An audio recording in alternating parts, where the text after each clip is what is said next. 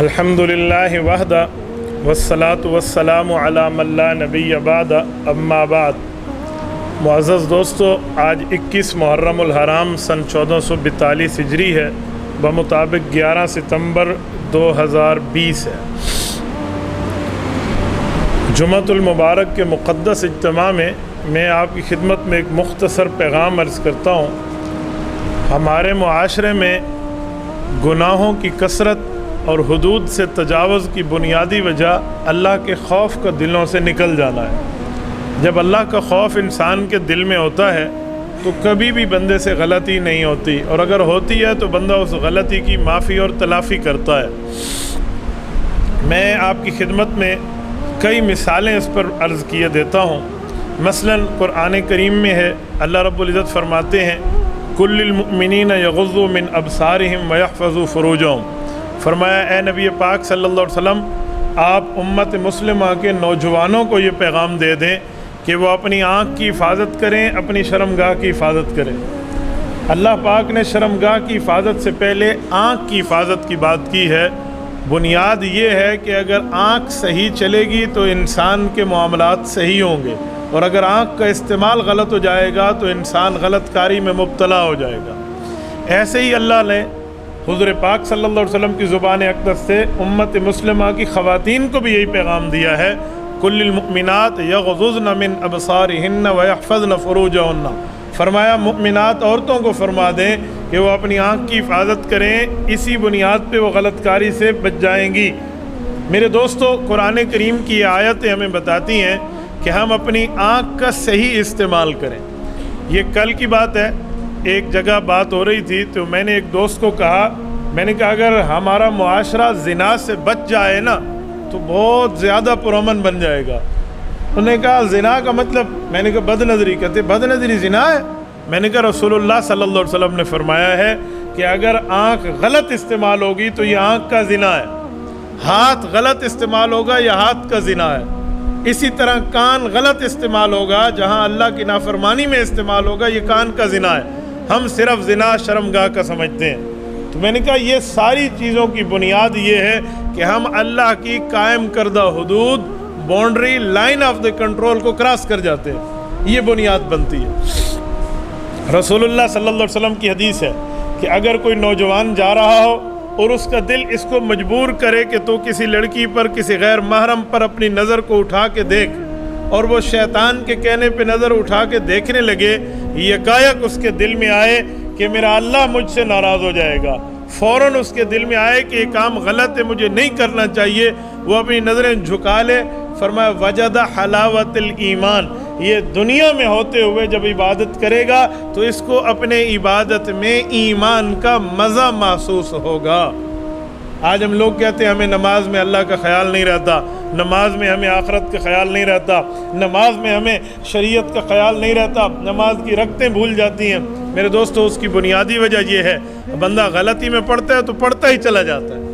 حضرت علی المرتضیٰ کی روایت ہے، رسول اللہ صلی اللہ علیہ وسلم نے فرمایا کہ اگر آنکھ کا غلط استعمال ہو جائے تو پھر آپ کیا کریں؟ فرمایا فوراً نظر ہٹا لیں، کیونکہ پہلی نظر جو اچانک گئی ہے وہ معاف ہے، اور جب دوسری نظر آپ نے ڈالی ہے اس پر اللہ پوچھے گا۔ پہلی نظر اور دوسری نظر پہ سمجھیں۔ پہلی نظر کا یہ معنی نہیں ہے کہ جان بوجھ کے بندہ دیکھتا رہے، جب بندے کا دل بالکل سیر ہو جائے پھر ہٹا لے بھی اب دوسری دیکھنا حرام ہے، یوں مراد نہیں ہے۔ مراد یہ نظر اچانک، نظر فجا جسے کہتے ہیں، اچانک غیر محرم پہ نظر پڑی ہے تو آپ اس نظر کو ہٹا لیں، اللہ پاک آپ کی عبادتوں میں لذتیں پیدا فرما دے گا۔ اور میرے دوستو، جب ہم حقوق کا خیال کر کے چلیں، آداب کا خیال کر کے چلیں، اللہ پاک کا خوف اپنے دل میں رکھ کے چلیں، پھر معاشرے میں ناسور، کرپشن، غلط کاریاں، بدکاریاں، یہ چیزیں وجود میں نہیں آئیں گی۔ ہر بندے کو اپنی لیمٹ میں رہنا چاہیے جو اس کی اللہ رب العزت طرف سے اس کی حدود ہے۔ اور میں ایک جملہ سمجھانے کے لیے آپ کی خدمت میں عرض کرتا ہوں، آج ہمارا معاشرہ اس نہج پہ پہنچ چکا ہے کہ اس میں سفر کرنے والا نہ مرد بچہ محفوظ ہے، نہ سفر کرنے والی عورت محفوظ ہے۔ آپ برسر روڈ آج کے حالات سے واقف ہیں، کیا حالات ہمارے پاکستان میں پہنچا دیے گئے ہیں۔ اس کی بنیادی وجہ ہمیں خود تو تھوڑا غور کرنا چاہیے نا، ہر بندہ اپنے معاملات کو دیکھ کر غور کرے۔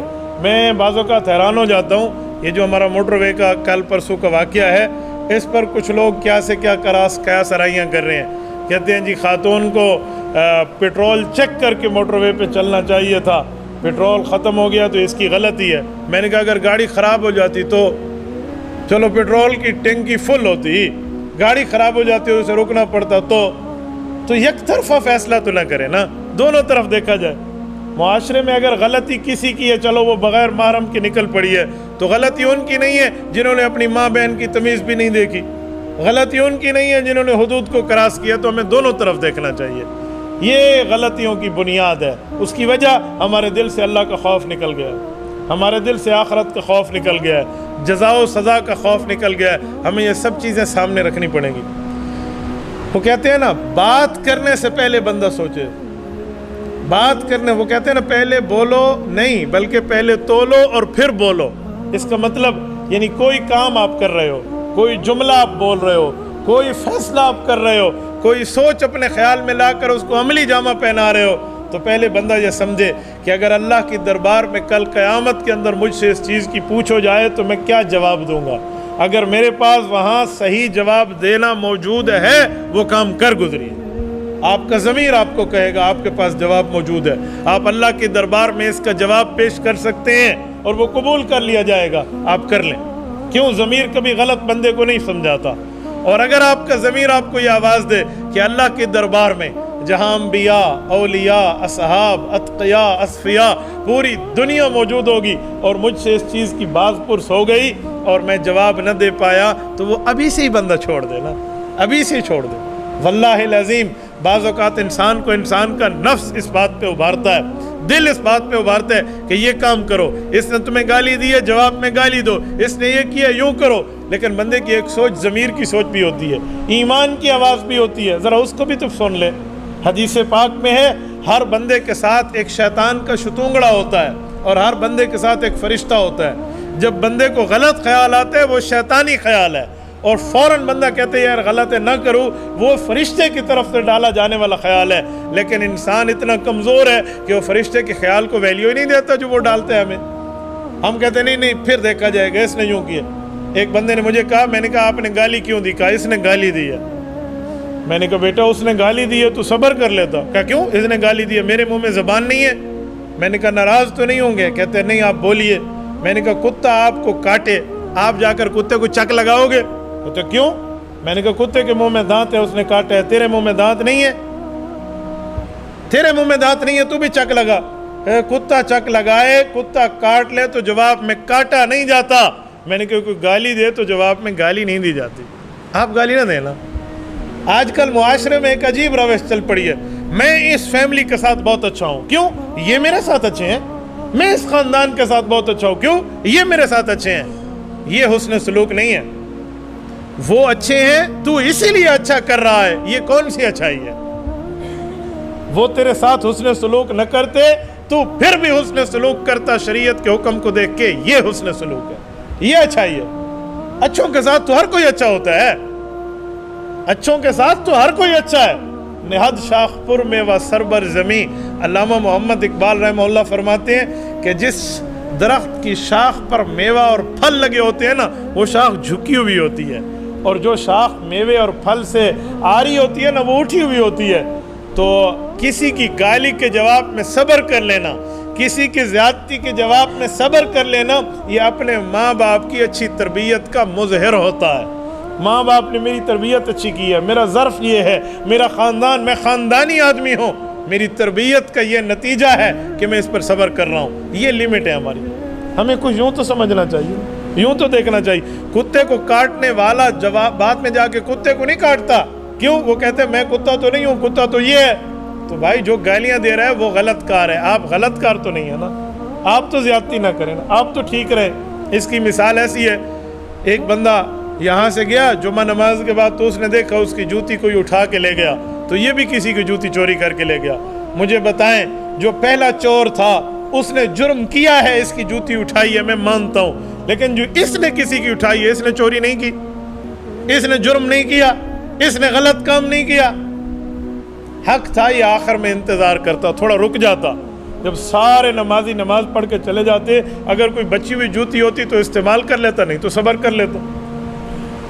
ہمارے ہاں ایک عجیب منظر ہے، میں بغیر جوتی کے گھر جاؤں یہ میرے لیے بہت بڑی انسلٹ اور بےعزتی ہے۔ شیخ سعدی رحمۃ اللہ علیہ ایک بات ارشاد فرماتے ہیں، کہا میری جوتی ایک بار پھٹ گئی، میں اپنے ابو کے ساتھ ملک شام کے سفر پہ تھا، جامع مسجد دمشق میں ہم جمعہ کی نماز کے لیے جانے لگے تو میں نے ابو سے جوتی کے لیے درخواست کی کہ میری پہلے جوتی خرید لیں۔ ابو نے کہا بیٹا اب جمعہ کی نماز کا وقت ہے، تمام مسلمان نماز کے لیے آئے ہوئے ہیں، جمعے کے بعد دکانیں اگر کھل گئیں تو میں تمہیں جوتی خرید دوں گا، فی الحال اس پھٹی پرانی پہ گزارا کرو۔ شیخ سعدی آج سے 1000 سال پہلے کا آدمی ہے تقریباً، وہ فرماتے ہیں میرے دل میں آیا عجیب بات ہے، ہماری جیب میں پیسے بھی ہیں، ہماری اوقات بھی ہے، میں جوتی خرید بھی سکتا ہوں، یہ ہے وہ ہے۔ ابو کو دل میں کوس رہا ہو اس نے غلط کام کیا، ٹھیک نہیں کیا۔ کہتے ہم جمعے کے لیے اسی اسنا میں مسجد پہنچے، میں نے دیکھا ایک آدمی جوتیوں والی جگہ پہ بھیک مانگ رہا ہے اور اس کے دونوں پاؤں نہیں ہیں۔ تو میرے ابو نے آنکھوں مجھے اشارہ کیا کہ بیٹا دیکھ تو جوتی پہ پریشان تھا، اس کے پاؤں نہیں ہیں، تو اس پہ تو صبر کر کہ اللہ نے تجھے پاؤں عطا فرمائے ہیں۔ میرے دوستو، اللہ نے جو ہمیں جسم کی نعمتیں دی ہیں نا، ظلم زیادتی کسی پہ نہ کرو، ورنہ اللہ یہ نعمتیں کھینچ بھی سکتے ہیں، اور بعض اوقات بندہ ظلم نہ بھی کرے تو بھی آزمائش کے طور پہ کھنچ جاتی ہے۔ مجھے آج ایک دوست بتا رہے تھے، ہمارے ایک حافظ صاحب ہیں، ان کو بخار ہوا ہے، ان کی آنکھیں سے بینائی چلی گئی ہے، اللہ پاک اس کو بینائی عطا فرمائے۔ مجھے بتائیں اس کے ماں باپ پہ کیا گزر رہی ہوگی کہ ہمارے جوان بیٹے کے ساتھ کیا ہو گیا، اس پر کیا گزر رہی ہوگی، اور ہم اپنی آنکھوں کے اوپر یوں گھمنڈ رکھتے ہیں جیسے ہم نے اپنی آنکھیں اپنے پیسے دے کر خرید کے لائی ہوں۔ یہ اللہ کے ہاتھ میں ہے، اللہ رب العزت کیا۔ جب حضور پاک علیہ السلام فرماتے ہیں اپنی جوانی پر گھمنڈ نہ کرو، بوڑھے لوگوں کو دیکھو اور ان کے بڑھاپوں کو دیکھو اور پھر اپنی جوانی پر شکر ادا کرو۔ فرمایا اپنی صحت پہ گھمنڈ نہ کرو، بیماروں کو دیکھو اور اپنی صحت پر اللہ کو شکر ادا کرو۔ تمہیں فرصت مل جاتی ہے تم اس پر گھمنڈ نہ کرو، تم ان کو دیکھو جو ہر وقت مشغول اور مصروف ہوتے ہیں، تم اپنی فرصت پر اللہ کا شکر ادا کرو۔ میرے دوستو، اغتنم خمسن قبل خمسن، فرمایا یہ ان چیزوں سے پہلے ان چیزوں کو غنیمت جانو۔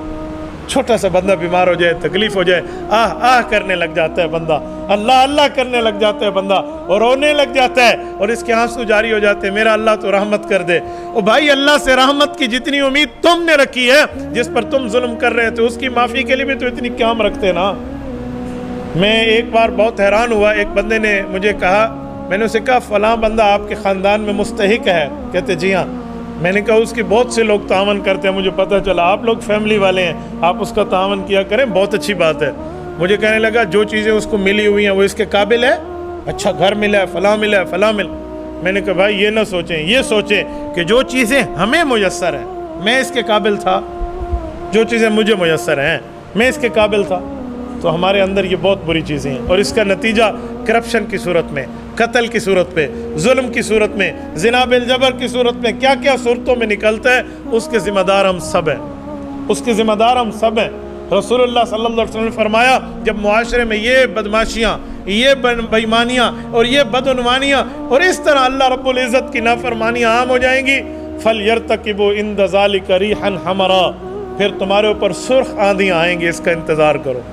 وَخَسْفًا وَمَسْخًا، کبھی زمین میں بندہ دھسا دیا جائے گا، کبھی اس کے چہرے بدل دیے جائیں گے۔ وَمَسْخًا، یہ جو لوگ کہتے ہیں نا حضور علیہ السلام کی دعا ہے شکلیں نہیں بدلتی، اس میں بھی ایک تفصیل ہے۔ ہر بندہ گناہ کرے اس کی شکل بدل جائے، یوں نہیں ہوگا۔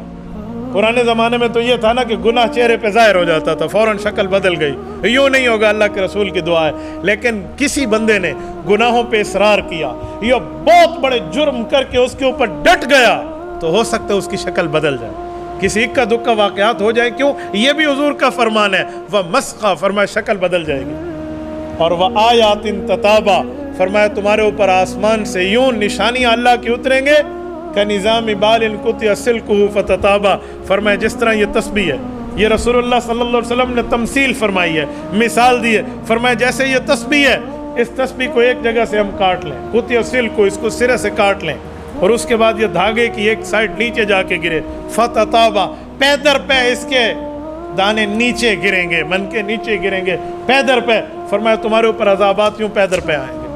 اور آج ہم اسی کام میں مبتلا ہیں۔ ہمیں اجتماعی انفرادی دونوں توبہ کی ضرورت ہے، دونوں توبہ کی ضرورت ہے۔ غلطی پر خاموش ہونا اور اس غلطی پر احتجاج نہ کرنا، آواز نہ اٹھانا، غلط کاروں کے ہاتھوں کو نہ روکنا، یہ بھی اللہ کے عذاب کو دعوت دینے کے مترادف ہے۔ اس پر اللہ سے معافی مانگیں، اللہ رب العزت کے ہاں گڑ گڑائیں اور اللہ کا خوف دل میں رکھیں۔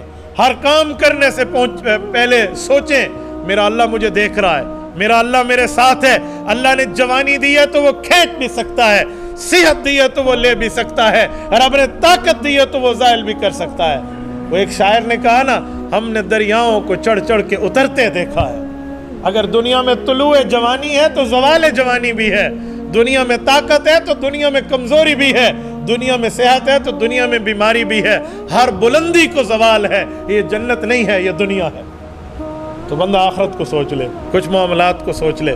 میں آخری بات کروں اور ایک بات ختم کر رہا ہوں۔ میں ایک جگہ ایک اپنے دوست کے والد کے پاس گیا، ان کی ڈیمانڈ پر کہ اپنے استاد صاحب کو بلاؤ، میں کوئی مسئلہ پوچھنا چاہتا ہوں۔ میں نے بچپن میں اس بندے کو دیکھا تھا گلیوں میں گھومتے ہوئے اور اس کے کرتوتوں سے میں واقف تھا۔ اللہ پاک نے شکر ہے آخر میں اس توبہ کی توفیق عطا فرمائی، لیکن جو اس کی زمینوں پہ قبضے اور فلاں اور پورا مافیا تھا وہ اپنے جو ہے نا اپنی جان کے اندر۔ جب میں وہاں گیا تو انہوں نے کہا مولوی صاحب مجھے ذرا وراثت کا مسئلہ سمجھائیں، میں اپنی بیٹیوں کے نام یہ، بیٹوں کے نام یہ کرنا چاہتا ہوں۔ میں نے دل میں رکھی ہوئی تھی باتیں، اب جب بات پوچھی تو میں نے ایک ایک بات سمجھائی، لیکن اس کے چہرے سے میں نے اندازہ لگایا کہ اس بندے کو زمین اور دنیا کی محبت کتنی رہی ہے اب دل میں، جو اس نے ظلم اور تشدد سے چیزیں لی۔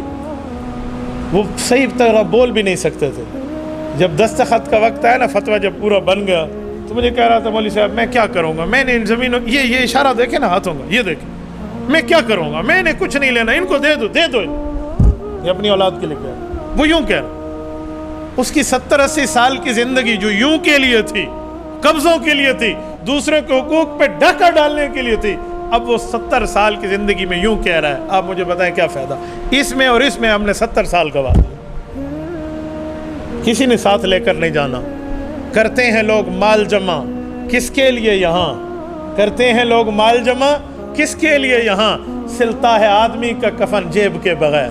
ہم نے ساتھ لے کر نہیں جانا، اپنی لمٹ میں رہیں، اپنی حدود میں رہیں، اللہ کے خوف میں رہیں۔